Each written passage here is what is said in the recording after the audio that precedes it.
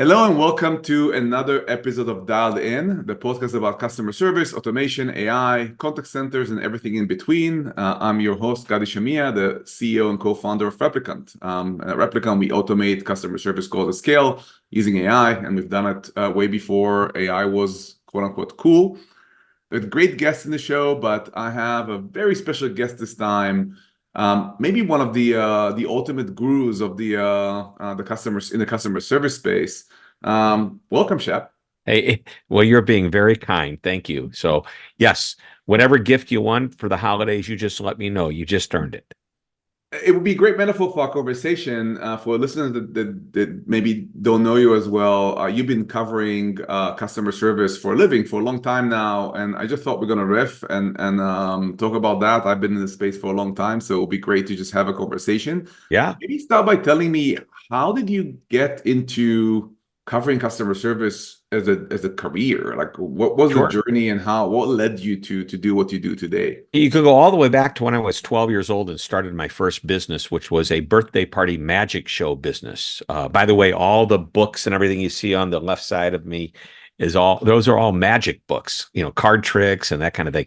So I started my birthday party business performing for kids. And when I came home, it was a school night. My mom said, "What are you doing after dinner?" And I thought the right answer was homework.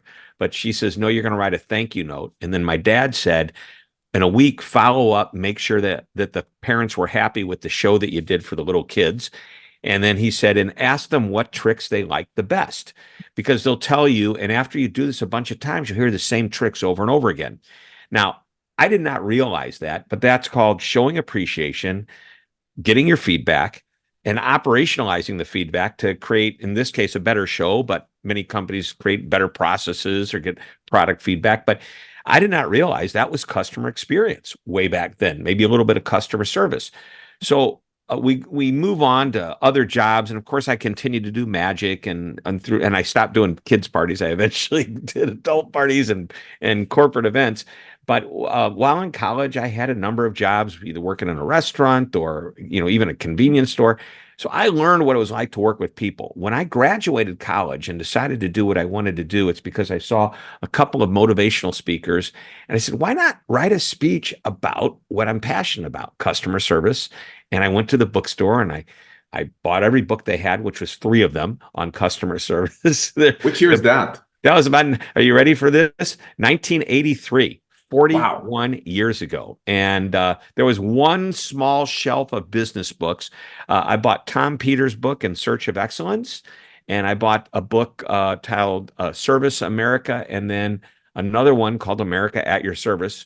I guess derivatives from Ron Zemke and Carl Albrecht. They were the authors. Still have those books. And today I look at those books, and there was quite a bit back then that is still applicable to today in general terms.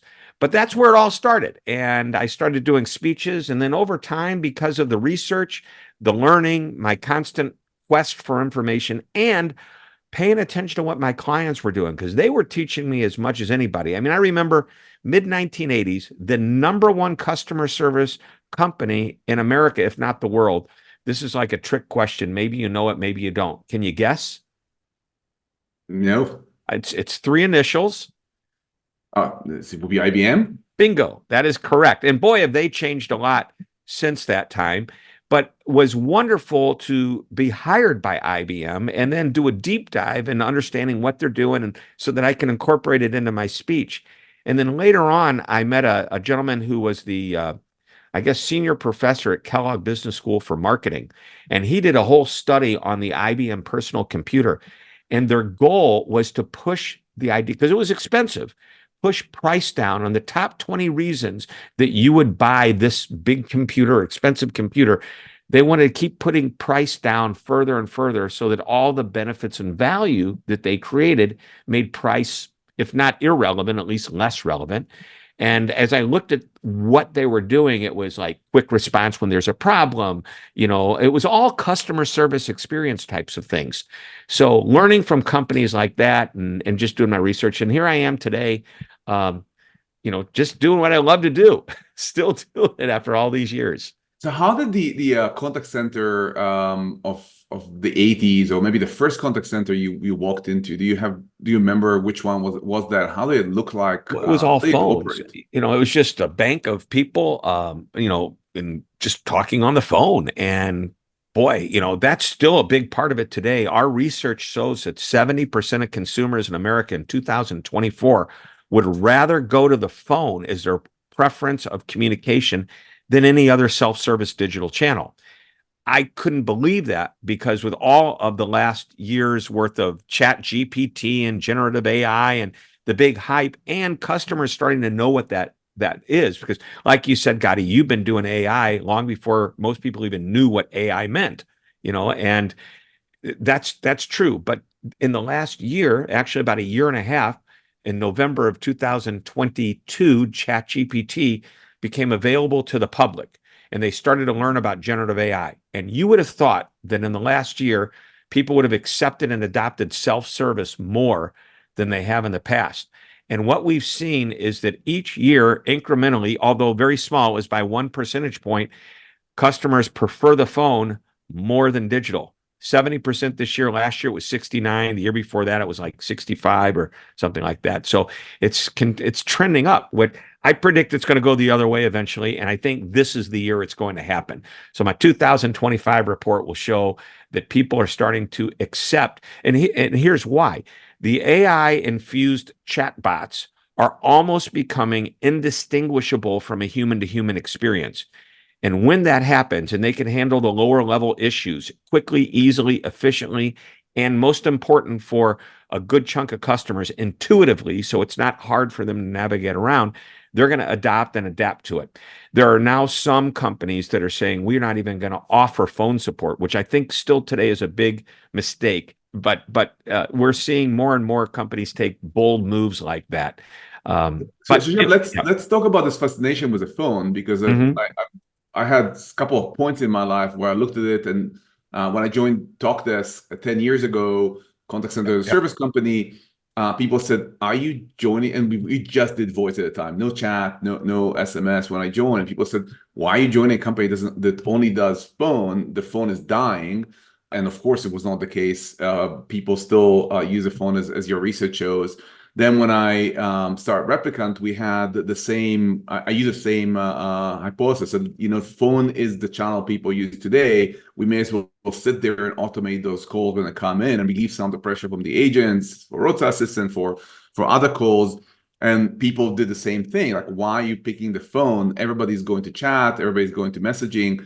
And still, this is now at least 10 years from me, where phone usage is, let's call it stable, even a difference between 62, 68 and 69, 70. It's pretty stable, despite the fact that everybody predicted the death of the phone. So before we even talk about AI, what's the fascination with the phone? Why is it so popular? It's easy. It's what we grew up with. And I say what we, probably you and I. Now, there is a whole demographic out there. Here's a great. I don't mean to be like a politician and move off the topic, but I am going to throw a cool stat out that we just discovered. Last year, we asked a question: what do you think's important? And one of the items that we gave them to choose was intuitive self-service solutions. Okay, meaning AI, chatbot, whatever it is, but intuitive self-service. So when we looked at the generations, baby boomers versus Gen Z, the youngest generation, who do you think wanted more intuitive self-service options? I actually think that the older people want more intuitive self-service option because it's harder for them. Boom, you are the first person to ever get this answer correct. And I'll tell you why. Everybody says, well, of course, younger people want self-service options, but the word intuitive added to the sentence makes it completely different, because the older generations didn't grow up with self-service, didn't grow up with the idea of doing it on your own by going to a website, watching a video tutorial, getting online with a chat bot, and maybe eventually just regular, a chat with an agent. But they didn't grow up with that. The boomers therefore need intuitiveness for it to be a good solution for them. Otherwise, they're very frustrated. So anyway, to your point, the phone is still strong. I think that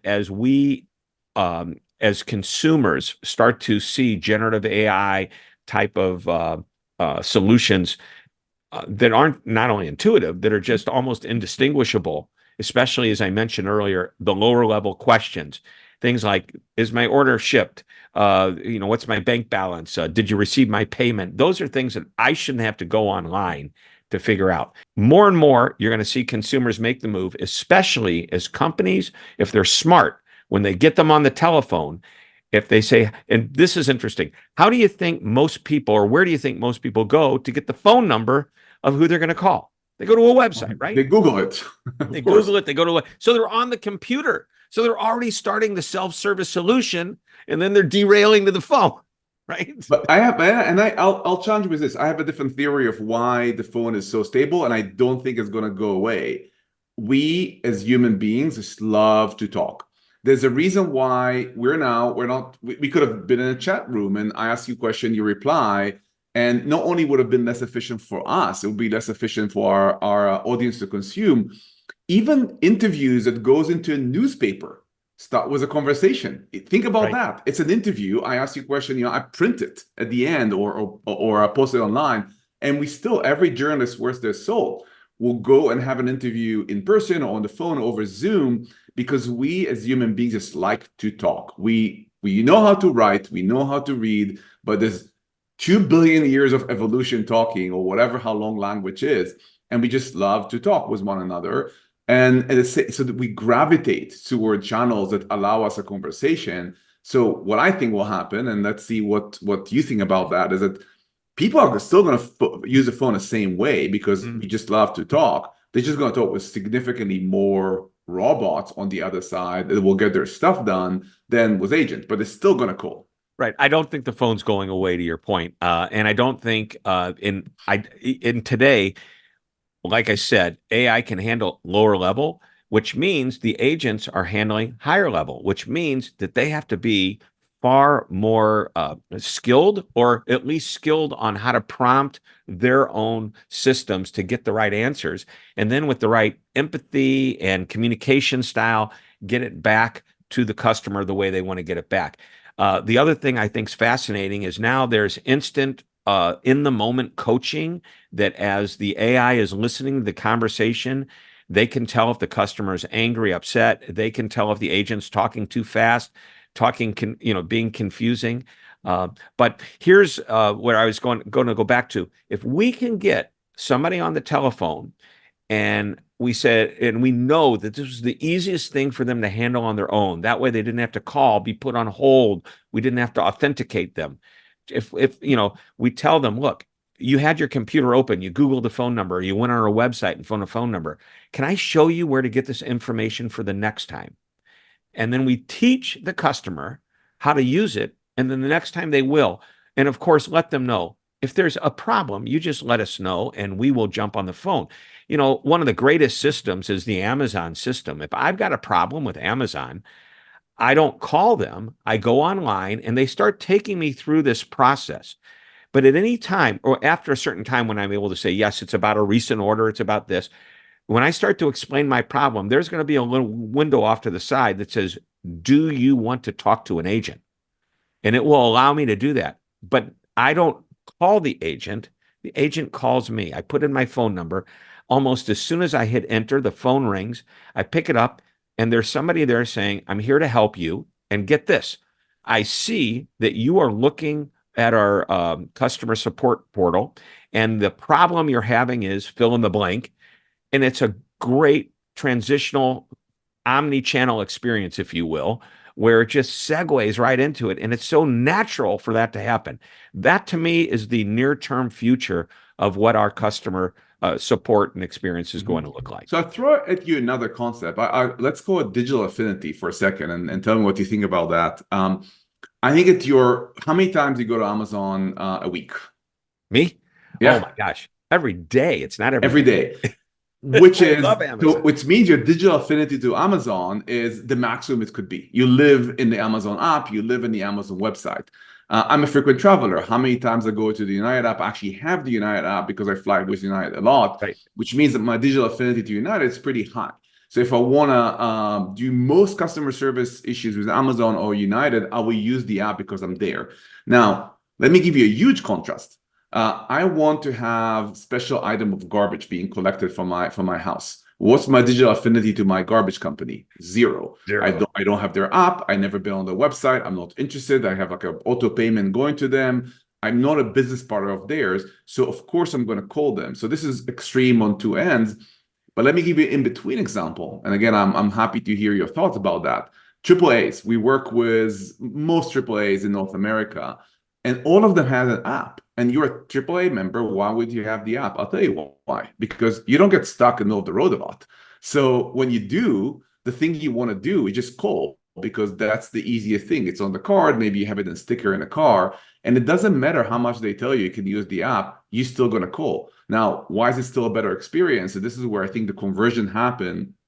When you call AAA, instead of waiting 5, 15, 25 minutes to an agent, you get a AI answer right away. And in under 5 minutes, get a tow truck your way.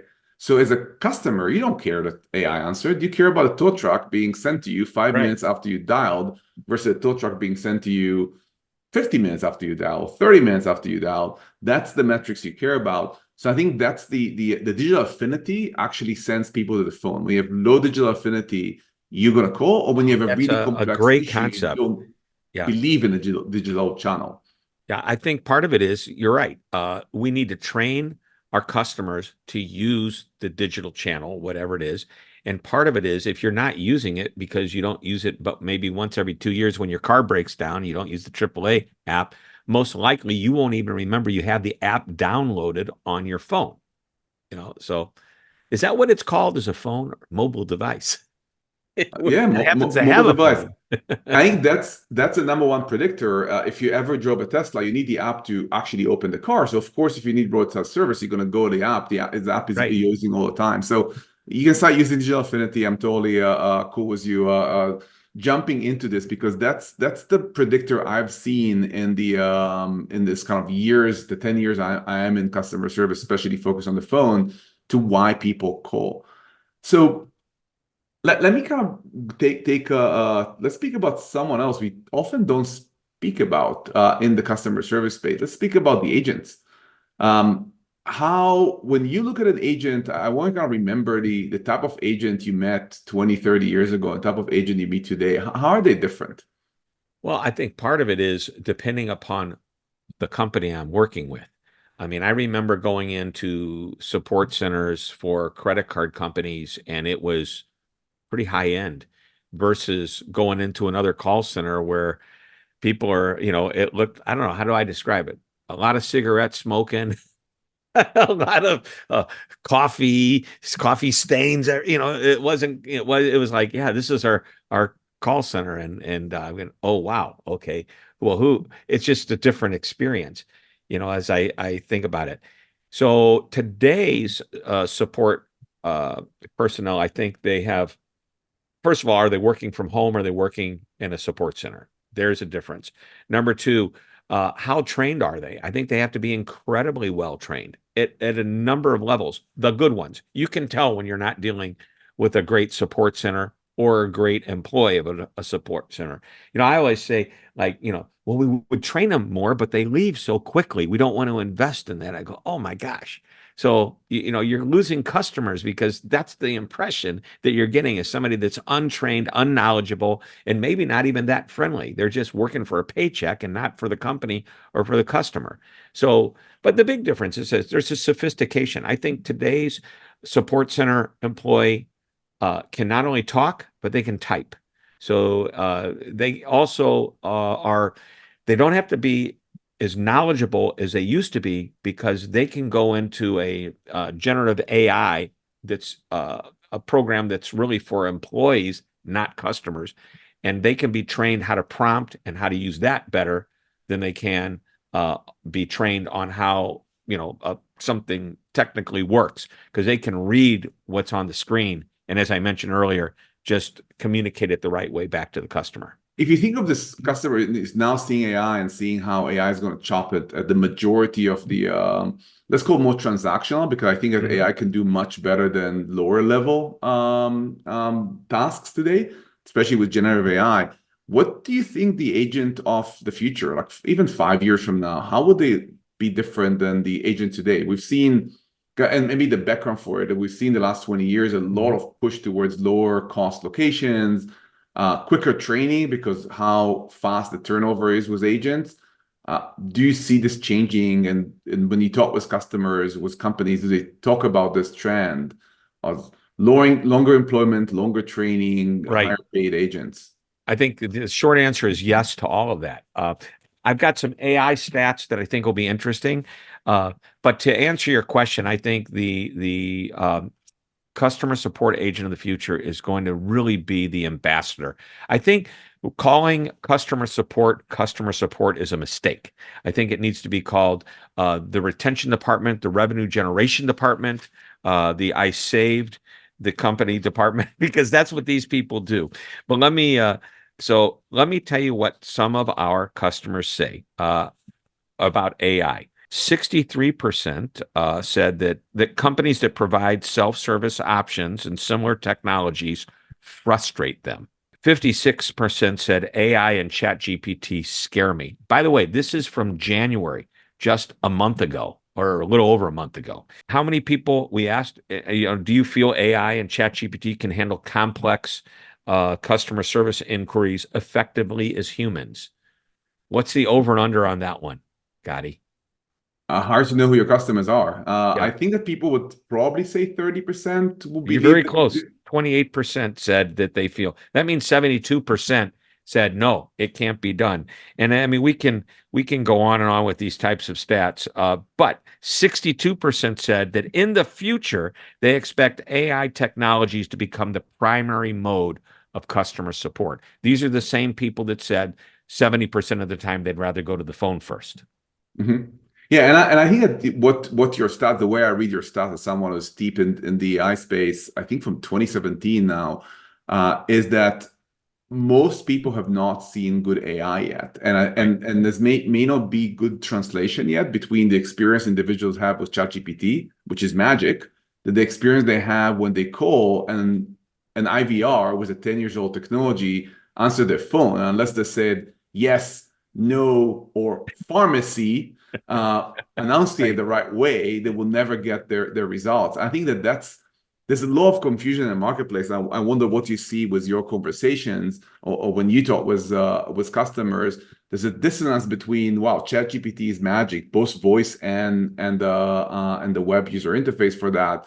Yet when I called CVS, unless I say exactly the keywords that they expect me to say, I cannot get any help.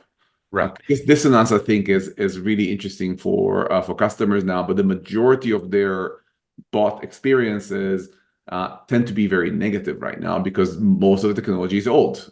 People don't switch technology very quickly. Yeah, I think that's the problem. I had a stat here with the number of people by percentage that have admitted to cussing at an agent, hanging up on an agent, hanging up on IVR, or screaming agent representative over and over again, hoping to get a different answer. So, but to your point, Gotti, I remember going to what's called Cognitive College, 2014. That was 10 years ago with IBM. They had me come to some events of theirs, and I had to learn what AI looked like. And what AI was back then is if you ask this, then the answer will be that. If then that. Okay. And that's how, and then it would learn as more and more customers would ask questions and then get their answers, and but that was fine. But it wasn't like we took an instruction manual, dropped it in as a data set into a computer program and said to the computer that's by the way, generative AI or chat GPT like technology said, you're not allowed to go anywhere outside of this little data set that I just gave you. So anybody that asks a question, the answer's in there. So if I buy a brand new car and I get this manual that's 300 pages thick and it's sitting in my glove compartment, but I also can just go on to the website and ask, how do I make my garage door open with the push of the button? How do I program it? I don't have to open the manual anymore. And by the way I do it with this car, maybe it's one particular model within the manufacturer, and a different model has a different way of doing it. It won't confuse them. It'll give me the right one. And if I don't understand it, I'll say, can you explain this to me again like I'm in sixth grade? And it'll repurpose the language just for what I'm asking for. That's new.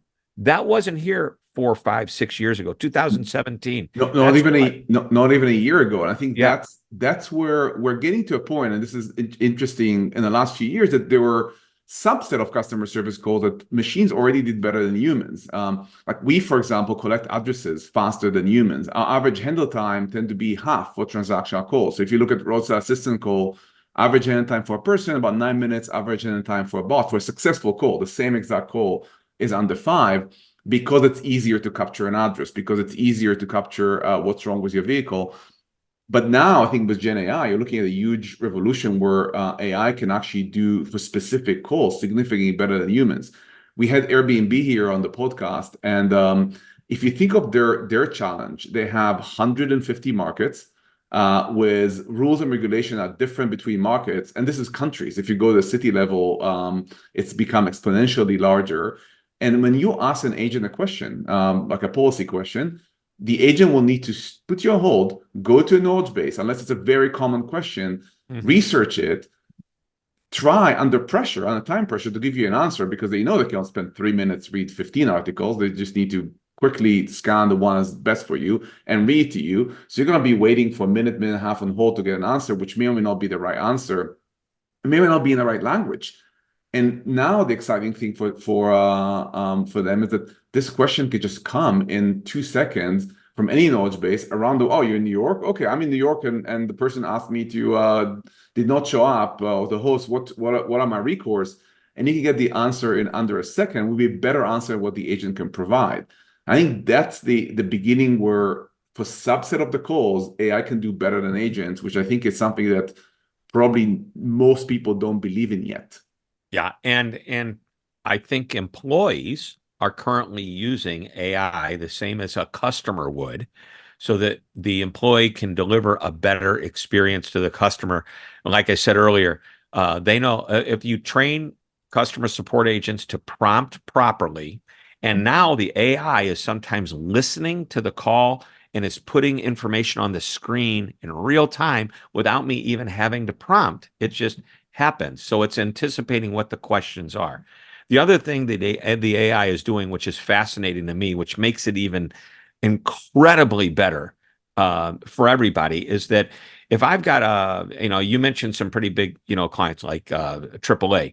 There's thousands and thousands of customers, and if they're calling and asking questions, let me use. I think a mobile phone is probably a better one, because that recently happened to me. I called with an issue on my mobile phone, and while I was on the phone, the person said, "By the way, it doesn't look like you're on the best plan. I can save you a few dollars a month. Would you like me to do that?" I didn't ask him to do that. The AI kicked in and said, "We want to keep this customer longer. Give them a good reason to stay, and that is save them a little bit of money." And it was a beautiful thing. So that AI is not only helping to answer the question, it's recognizing me as a customer. It's also recognizing that I am like many, many other customers. And so this agent can actually ask me or predict what question I'm going to ask without me even knowing I'm going to ask it, because I'm like so many other customers. I just don't know that I have that problem yet, but I will. Yeah. So, I mean, there's so many opportunities and such great, I think, to create that great experience. I believe we're in the greatest time ever for customer service for 2 reasons, or experience, however you want to say it. I think there's a couple of reasons why. One, this technology, it's better than ever before, and I think that's exciting. But number 2, customers are becoming accustomed to it. So when you put the merger together, we're going to have a tipping point, and we're going to come back and look at these stats that I just shared with you a few minutes ago, and it's going to be no. Now 92% feel that AI is going to be capable of doing it because they've experienced that. And that's all it's going to take. Gadi, do you remember the first time you called the air, or actually you didn't call the airline to make a reservation. You actually went online and made the reservation. Do you Yeah, remember? I definitely remember that, which is what I try to tell people. I actually told someone just earlier today, imagine, and we're actually we want to experience, we want things to be easy. We don't care how we get the easy. We just want things to be easy. People are just lazy, full stop. And actually imagine for a second, what will happen if United will just turn off all digital ways to do things one day? They probably will need 15 to 20x more agents than they have today, and probably it will be at least 10 times more agents than they have 20 years ago. The place will just fall apart. There's no way to go back. I think that's what will happen with AI. We're not going to be able to go back.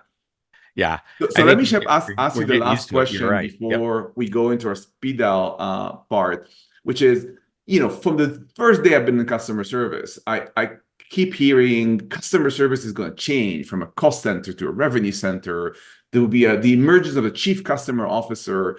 And you know what we are left with 15, 20 years after we've been talking about was Tony Hsieh, rest in peace, the one guru of customer service that really built a company around that, and that's it. What, and I'm exaggerating for the sake of this conversation. There's some other companies that are great with customer service, but the majority are not. What happened? Why we have not seen yet customer service get the focus it deserve? Because I totally agree with you. It's a massive different Yep. experience working with a great company for customer service or a bad one. Well, it's great that you mentioned Zappos and Tony Hsieh, and obviously Jeff Bezos over at Amazon, who eventually bought Zappos, Yep. recognized he was very customer focused. Well, both of them were, but I would say Tony Hsieh was even more customer focused than Amazon with the liberal return policies like you've never seen before. By the way, talk about making price less relevant. He was proud of the fact that his prices weren't the lowest. He was also proud of the fact that people kept coming back because they didn't want to take a chance on doing business with anyone else. So here's what's happened. Um, we have become accustomed to great service provided by rock star companies, and now we expect the same experience from every other company that we do business with. We hope we're going to get it. We want to get it. And since we've been educated as consumers as to what that great experience looks like, when we don't get it, we say, why can't they be as good as whatever? And it could be, if you're in the B2B world, it could be a manufacturer's rep that works in a company that's always checking in on you and following up. That's the benchmark for a great service experience. So when you deal with any other manufacturer's rep, you're going to say, why can't they be good as that? But now every vendor, and when they're dealing with somebody in procurement or a purchasing agent in B2B, that agent is a consumer at some level. Whenever you're dealing in retail, B2C, those people are all consumers. And almost every experience that we would compare as being great is probably a consumer experience. It's that hotel that took care of us. It's um, that salesperson at the department store that got me what I needed from, and it looked like I was never going to get my favorite, colored jacket again, but they found one for me and they scoured the earth and they finally found one and had it shipped to my home. Those people are setting the bar for everyone. So customers are smarter and the benchmark's higher. And even though companies want to achieve a higher level, they're not able to compete with the rock stars that are setting the tone. So they need to create an expectation and say, when you deal with us, this is what you're going to get. I'm going to make you a promise. What is that promise? You're going to always hear from us within one day. Always. I put in a support ticket. You're going to always hear from us within 4 hours. Well, I expect to, and I'm willing to live with that. And as soon as you do it, this is what I'm going to say. You know what? I love doing business with them. They always get back to me like they say they will. That word always followed by whatever that positive thing is what I'm looking for. Now, if you tell me 4 hours and it's 6, I'm going to be upset with you. So, Yeah. but that I think I know I'm going off a little bit on different directions, but companies define what their expectation is. It doesn't necessarily align with the customers because rock star companies have created the expectations that customers really want. So when somebody says, I want to be as good as Amazon, are you really ready to do that? Are you And really ready to invest? You know, yeah. So we only have 3 minutes to go. So That's I'm it. going to introduce speed dial. Yeah, it's time flies when Okay. you have fun. So speed dial is going to be hard for you, Shep. I'm going to ask you a question. And you have to answer them with one breath of air. I So promise. if you're breathing, you're doing it wrong. You can only breathe when I ask the question, not when you answer. So just name a great customer service experience you had recently. Recently, American Airlines was over communicating the problem why our plane wasn't leaving, and everybody felt, okay, at least we know. Great. And customer service agent of the future, what will be the most important personality trait for them? Um, Communication. Mhm. It has been, it always will be. If you think of 100% of contact volume, again, think 5 years from now, which percentage could be handled by AI versus humans? 70% 70% AI. reverse from today. Got it. And when you know tons of contact center agents, you talk with so many of them, what do you admire most about them? Patience. Well, that's a good one. What do you think of technology that had the biggest impact on customer service? Other than AI, let's make it harder. Other than Okay. AI, Mobile device. that's a good one. And what excites you the most about AI? Um, Endless possibilities at this point. By the way, you're naming it, Chep. So on the spectrum, AI is going to destroy the world, or AI is going to do great things from the world? Where are you on the spectrum? Great things. I mean, put a chip in my neck and follow me around and make my life better. I'm that guy. Elon Musk is looking for volunteers, so absolutely, it can have a chip in your brain any day now. Last question: anyone you really admire in customer service you think should be on this podcast, Other than you, other interviewing than you or yourself. me? Like we are both, we both took this spot, so now what will be the Jay next one? Bear. Do you know Sorry, Jay Bear? no. Oh, he's the expert on time. That's something that customers don't have a lot of. And when it's gone, it's gone. And he is the time expert when it comes to customer experience. I love it. Time is You such can an get him, important you can metric. thank me. And I, I, later. I I will. It will be the Christmas gift or holiday gift that we're going to exchange with one another. Shep, that was wonderful. Thank you so much. Speaking of time, thank you so much for sharing some of your time with us, and thank you for everybody that dialed in. Until next time. Thanks, Scotty.